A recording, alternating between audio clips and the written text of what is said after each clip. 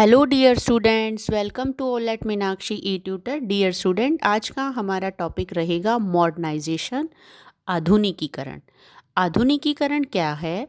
अगर एक सामान्य व्यक्ति से पूछा जाए कि आधुनिकीकरण क्या है, तो वो क्या जवाब देगा? वो कहेगा आज की जो जीवन शैली बदल गई है, नई नई फैक्ट्रियाँ लग रही हैं, कारखाने लग रहे हैं, टेक्नोलॉजी बढ़ रही है, वही आधुनिकीकरण है। यानी कि उनके अकॉर्डिंग जो हम पश्चिम की नकल कर रहे हैं और पश्चिम की नकल करने के कारण जो जीवन शैली बदल गई है, खान पान बदल गया है, व्यवहार बदल गया है, वो आधुनिकीकरण है। लेकिन अगर हम अलग अलग विचारधारा या अलग अलग व्यू पॉइंट देखें तो सभी के अपने अलग अलग मत हैं। जैसे अगर हम किसी भी इकोनॉमिक्स से पूछें, अर्थशास्त्री से पूछें, तो वो क्या कहेगा? आधुनिकीकरण क्या है? आर्थिक व्यवस्था में सुधार लाना, यानी कि अर्थव्यवस्था को मजबूत करने के तरीकों को अडॉप्ट करना आधुनिकीकरण है। अगर हम किसी समाजशास्त्री के अकॉर्डिंग आधुनिकीकरण को डिफाइन करें तो समाजशास्त्री क्या कहता है कि हमने जो नई जीवन शैली अडॉप्ट कर ली है और उस जीवन शैली के कारण, उस सोच के कारण जो हमारे समाज में बदलाव आया है, सामाजिक संरचना में जो बदलाव आया है, उसके अकॉर्डिंग हम अलग अलग समाजों को अलग अलग रूप में समझ सकते हैं। तो वो आधुनिकीकरण है। लेकिन वास्तव में आधुनिकीकरण क्या है? जब हम कुछ नया क्रिएटिव या इनोवेटिव रिसर्च करते हैं और वो इनोवेटिव आइडियाज़ हमारी लाइफ को इजी बना देते हैं और हम उन्हें सोच समझ के इस्तेमाल करते हैं, वो मॉडर्नाइजेशन है। फिर भी अगर हम मॉडर्नाइजेशन की नेचर को समझें तो यहाँ हमें और थोड़ा सा गहराई से पता लगेगा कि आधुनिकीकरण वास्तव में क्या है। तो आधुनिकीकरण क्या है, इसकी कैरेक्टरिस्टिक से हमें पता लगेगा। आधुनिकीकरण वो है जिससे समाज किसी आधुनिक समाज में परिवर्तित होता है। आधुनिक समाज का मतलब नई टेक्नोलॉजी, नई रिसर्च, नए इनोवेटिव आइडियाज़। और क्या है, ये एक डायनामिक प्रोसेस है। यानी कि बहुत सारी चीज़ें ऐसी होती हैं जो कहते हैं समाज परिवर्तनशील है। और समाज को परिवर्तनशील इसीलिए होना पड़ता है क्योंकि अगर कोई भी समाज एक निरंतर शैली पे टिका रहेगा तो वो लंबे टाइम तक स्टेबल नहीं रह सकेगा। तो इसी वजह से हमने समाज को एक परिवर्तनशील शैली के रूप में अगर आगे बढ़ाना है तो कुछ नई चीज़ें अडॉप्ट करनी पड़ेंगी और कुछ पुरानी चीज़ें छोड़नी पड़ेंगी। तो ये प्रोसेस कंटिन्यू चलता रहता है। इसी वजह से आधुनिकीकरण को गतिशील माना है कि आधुनिकीकरण वो है जब हम पुराने तरीकों को जो यूज़लेस हो चुके हैं उनको छोड़ दें और नए तरीकों को अडॉप्ट कर लें। जैसे एक छोटा सा एग्जांपल हम यहाँ दें, पहले एग्रीकल्चर में जो ट्रेडिशनल इरिगेशन के तरीके थे हम उन्हें यूज़ करते थे। लेकिन आज अगर हम अपनी प्रोडक्शन को बढ़ाना चाहते हैं, समय की बचत करना चाहते हैं, तो जो किसान हैं, फार्मर्स हैं, वो क्या करते हैं? नई टेक्नोलॉजी का इस्तेमाल करते हैं, नए तरीक़ों का इस्तेमाल करते हैं, जिससे उसकी प्रोडक्शन भी बढ़ती है और समय की भी बचत होती है। तो उन्होंने क्या किया, किसानों ने, कि जो पुराने तरीके थे उनको नेग्लेक्ट कर दिया और नए तरीक़ों को अडॉप्ट कर लिया।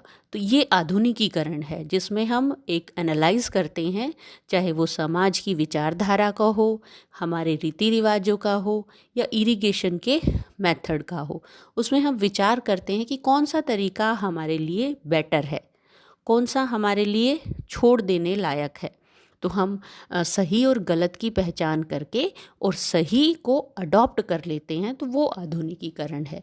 तो इसी वजह से इसको कहा गया कि एक डायनामिक प्रोसेस है, गतिशील प्रोसेस है। और अगर हम आधुनिकीकरण के बारे में कहें तो आधुनिकीकरण क्या है? हमारी जीवन शैली, हमारे मूल्य, हमारे विश्वास या हमारे समाज का जो सिस्टम है उनमें चेंज करने का एक प्रोसेस है। जैसे अगर हम अपने ट्रेडिशनल वैल्यूज़ की बात करें, मूल्य, विश्वास, रीति रिवाजों की बात करें, तो एक प्रथा थी, उस प्रथा का नाम था सती प्रथा। पहले सती प्रथा को फॉलो इसलिए किया जाता था क्योंकि समाज में उसको मान्यता मिली हुई थी। लेकिन आज हमने उस प्रथा को क्यों छोड़ दिया? क्योंकि हम नए विचारों और नए जीवन शैली के साथ आगे बढ़ना चाहते हैं। तो आज बहुत सारी ऐसी चीज़ें हैं जो हमें छोड़नी पड़ेंगी और हम छोड़ भी चुके हैं लगभग, जैसे बाल विवाह है, दहेज प्रथा है, सती प्रथा है, कन्यावध है। इस तरीके की बहुत सारे ऐसे ट्रेडिशन थे जो लड़कियों पे रिस्ट्रिक्शंस लगाते थे, लड़कियों की असमानता पर आधारित थे, उन्हें राइट नहीं मिलते थे। तो हमने उनको छोड़ दिया और नई जीवन शैली या नई विचारधारा को कैसे अडॉप्ट किया कि आज लड़कियों को भी बराबरी का अधिकार मिला हुआ है। लड़कियां भी कंधे से कंधा मिलाकर पुरुषों के साथ काम कर रही हैं और आगे बढ़ रही है। तो आधुनिकीकरण क्या है? जब हम अपनी सोच बदल लेते हैं, जब हम अपने विचार, अपने विश्वास, अपनी जो पुरानी परंपराएं हैं जिनमें वास्तव में मॉडिफिकेशन की आवश्यकता है, हम उन्हें मॉडिफाई करके और उनके जगह पे नई चीज़ें, नए विश्वास और मूल्य क्रिएट कर लेते हैं। तो इससे क्या होता है, जो एक ट्रेडिशनल सोच वाला सोसाइटी है, समाज है, वो एक नए आधुनिक समाज में परिवर्तित होता है और इससे लोगों का जीवन सत्र जो है, उनके जीवन का जो लेवल है, लाइफ का जो स्टाइल है, वो चेंज होता है। अब हम बात करेंगे कि आधुनिकीकरण, मॉडर्नाइजेशन और एजुकेशन, इन दोनों का रिलेशन क्या है।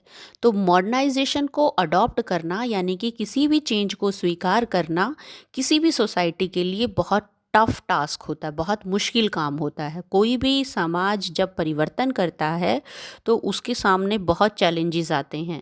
आप अंदाज़ा लगाइए, प्राचीन जो भी रिफॉर्मर थे, सोशल रिफॉर्मर, उन्होंने कितने कष्ट सहे, उनकी कितनी आलोचनाएं हुई जब भी हमने किसी प्रथा को अंत करना चाहा, जैसे बाल विवाह, सती प्रथा। जब इन प्रथाओं को रोकना चाहा तो कितनी आलोचनाओं का शिकार होना पड़ा था सोशल रिफॉर्मर को। तो ये सारी चीज़ें हमें कौन समझाता है कि ये चीज़ें गलत हैं, ये सही हैं? ये सभी जो गाइडेंस है वो हमें मिलती है एजुकेशन से, शिक्षा से। तो शिक्षा क्या करती है? किसी भी समाज को सही रास्ते पर ले जाने का काम करती है। शिक्षा क्या करती है? सही और गलत में सही का चुनाव करना हमें सिखाती है। शिक्षा तर्क करने की योग्यता हमारे अंदर विकसित करती है। तो शिक्षा का आधुनिकीकरण के साथ क्या संबंध है कि शिक्षा की वजह से ही हम उस सोशल चेंज को स्वीकार कर पाते हैं, यानी कि मॉडर्न टेक्नोलॉजी, मॉडर्न सिस्टम, उनको अडॉप्ट कर पाते हैं। तो शिक्षा अपना ये काम कैसे कर पाती है?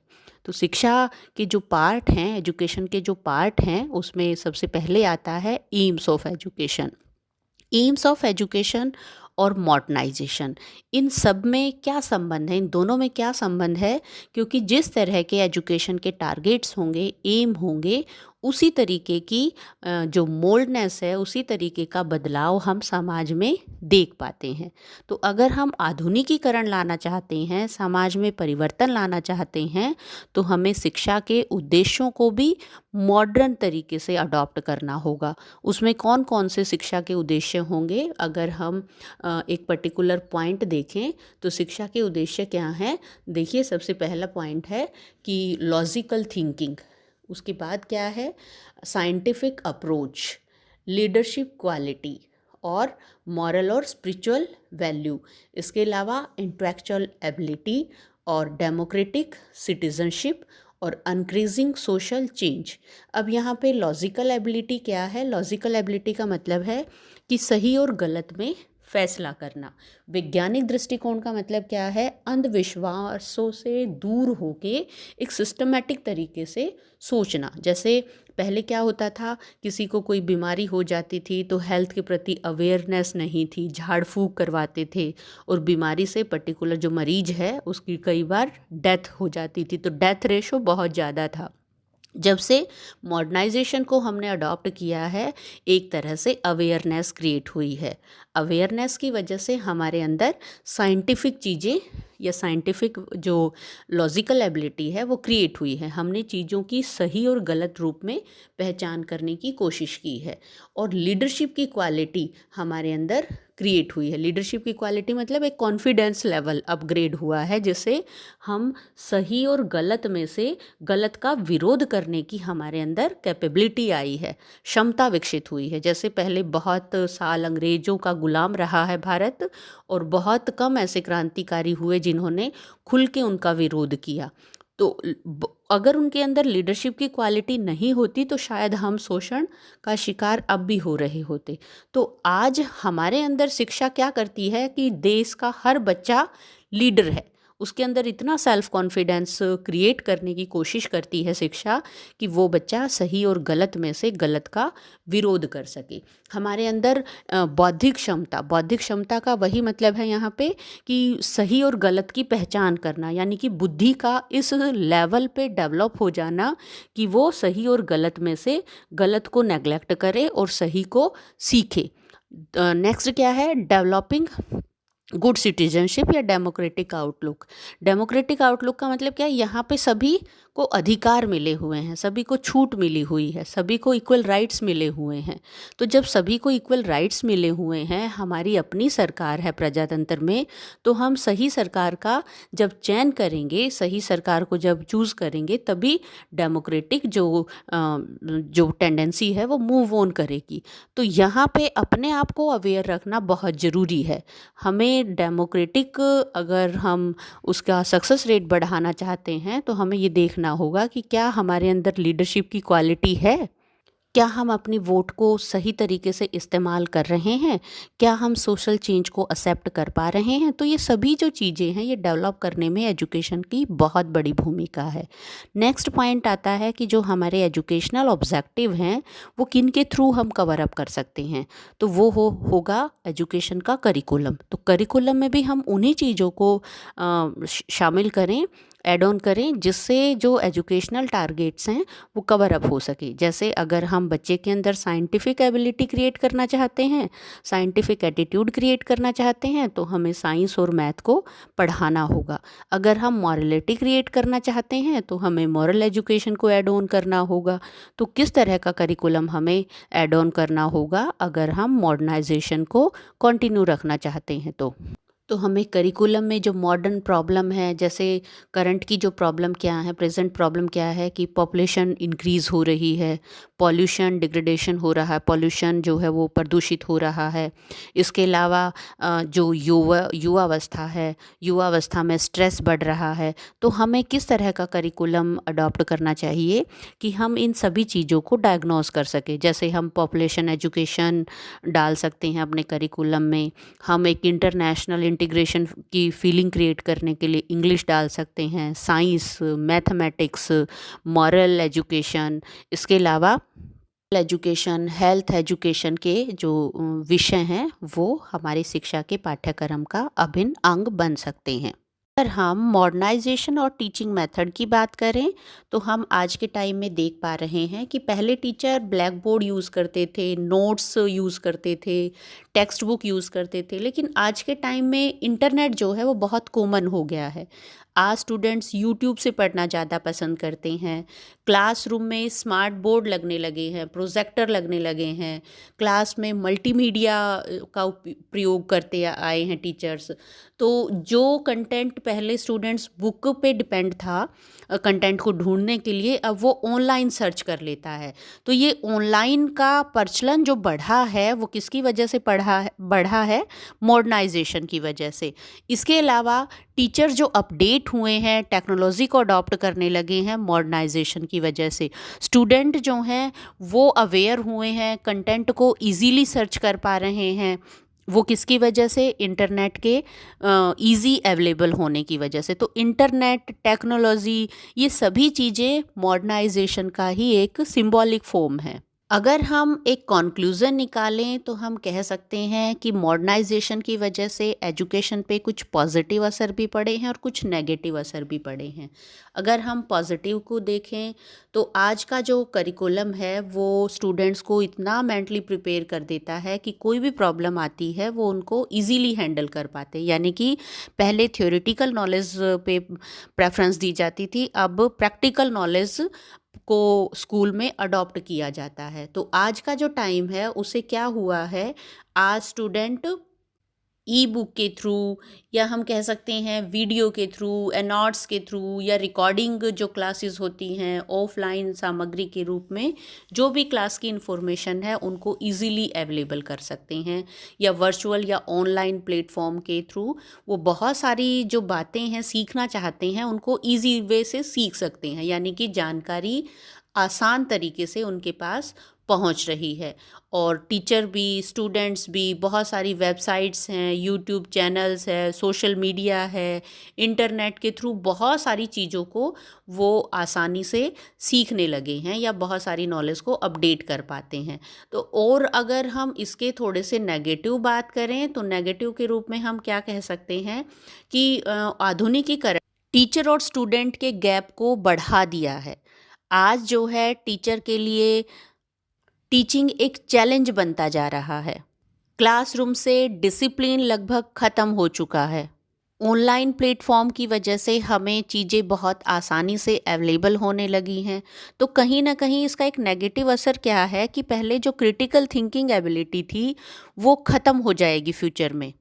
जैसे फॉर एग्ज़ाम्पल हम पहले किसी चीज़ को मल्टीप्लाई करते थे, डिवाइड करते थे, जोड़ते थे, उससे अब हमारा दिमाग यूज़ होता था। लेकिन अब टेक्नोलॉजी की वजह से सभी चीज़ें आसानी से अवेलेबल हो रही हैं, तो अब हमें अपने दिमाग का इस्तेमाल कम करना पड़ रहा है कंपैरेटिवली टू दैट टाइम। तो उससे क्या होता है कि हमारी अपनी जो बुद्धि है उसको विकसित करने का हमें मौका नहीं मिल पा रहा है।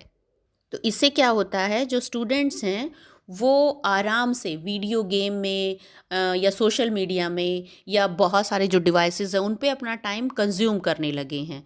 तो इस तरीके से हम क्या कह सकते हैं कि आज के टाइम में ये हमारे लिए फ़ायदेमंद भी है, लेकिन अगर हम इसका गलत परिणाम को ऑब्ज़र्व किए बगैर अडॉप्ट कर लेते हैं तो ये हमारे लिए उतनी ही खतरनाक भी हो सकती है। तो मुझे उम्मीद है आप कंसेप्ट को इजी वे में समझ चुके हैं।